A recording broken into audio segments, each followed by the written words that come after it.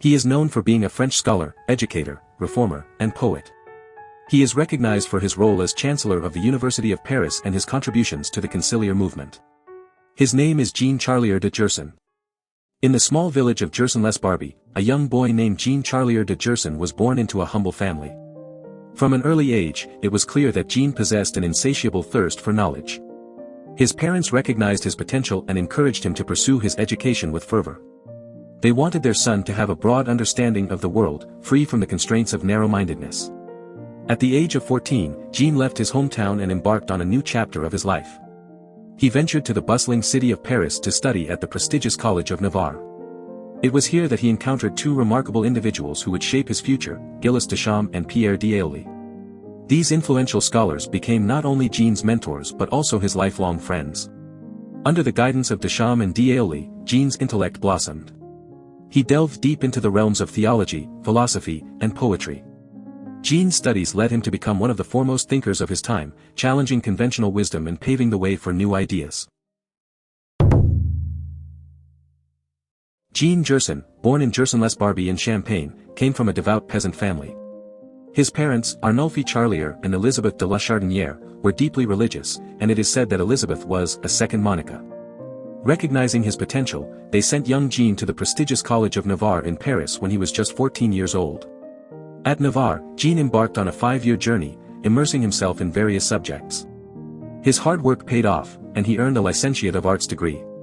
With his thirst for knowledge unquenched, Jean then turned his attention to theology. Under the tutelage of two renowned teachers, Gilles Deschamps and Pierre d'Ailly, Jean delved into the complexities of religious studies. Pierre d'Ailly, who later became Jean's lifelong friend, was not only the rector of the College of Navarre but also the chancellor of the university. He would go on to become the Bishop of Puy, the Archbishop of Cambrai, and even a cardinal.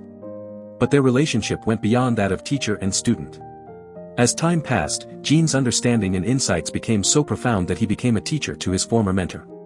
Jean Gerson's early life and education laid the foundation for his exceptional philosophical and theological contributions.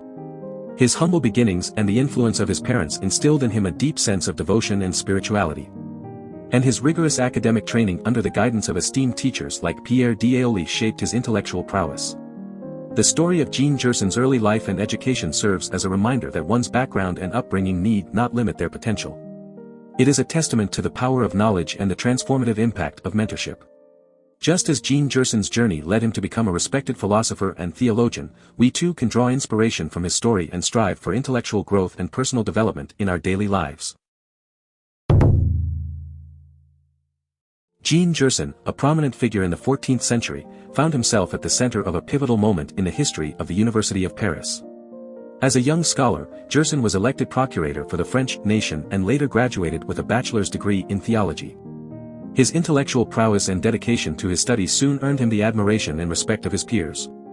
In 1387, Gerson was entrusted with a significant responsibility. Alongside the chancellor and other representatives, he was sent to appeal a case to Pope Clement VII. The case involved John of Montsun, a Dominican theologian who had been condemned by the Faculty of Theology for his beliefs on the Immaculate Conception. While Gerson personally supported the doctrine, he focused on defending the university's right to determine its theological teachings. Throughout his career, Gerson was committed to spiritualizing the universities, reforming the clergy, and healing the schism that divided the church. His dedication to these causes earned him fame as a popular preacher in Paris in the early 1390s. He continued to excel academically, receiving his doctorate of theology in 1394 and eventually being elected chancellor of the University of Paris at the young age of 32. As chancellor, Gerson faced immense pressure and responsibility. The University of Paris was renowned throughout Europe, and its chancellor was expected to protect the institution's rights and oversee its vast student population. Gerson's writings reflect his deep understanding of the challenges and anxieties that came with his position. Throughout his life, Gerson's work encompassed 3 distinct periods. He focused on reforming university studies, developing plans to overcome the schism within the church, and, in his later years, writing books of devotion. His writings serve as a testament to his dedication and serve as a valuable biography of his intellectual journey. Jean Gerson's contributions to the University of Paris and his commitment to spiritual and intellectual reform continue to inspire us today. His story reminds us of the importance of standing up for our beliefs, defending what is right, and working towards a better future, even in the face of adversity. Jean Gerson, known as Dr. Christianissimus, had a vision to transform the studies of the university. He sought to remove the complexities of scholasticism and infuse them with evangelical warmth, making them more spiritually and practically focused.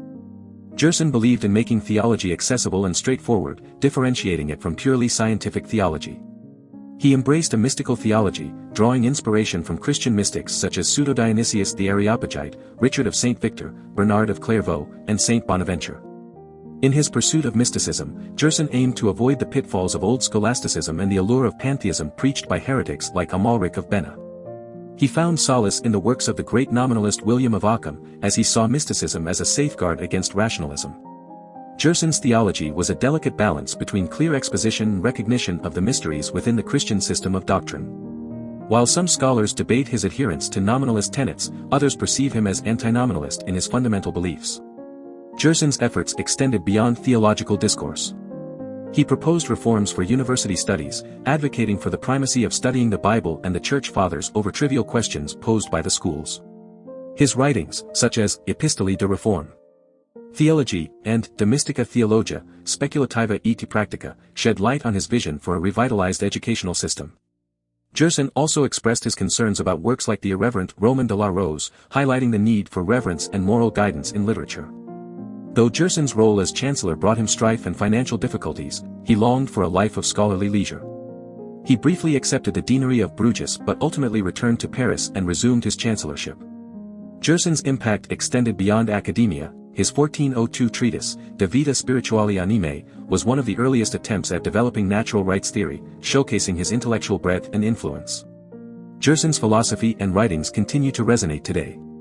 His emphasis on making complex ideas accessible and integrating spirituality into everyday life can guide us in navigating the challenges of the modern world. Gerson's approach encourages us to seek knowledge that is both intellectually enriching and spiritually fulfilling, reminding us of the importance of balance and the pursuit of a meaningful existence.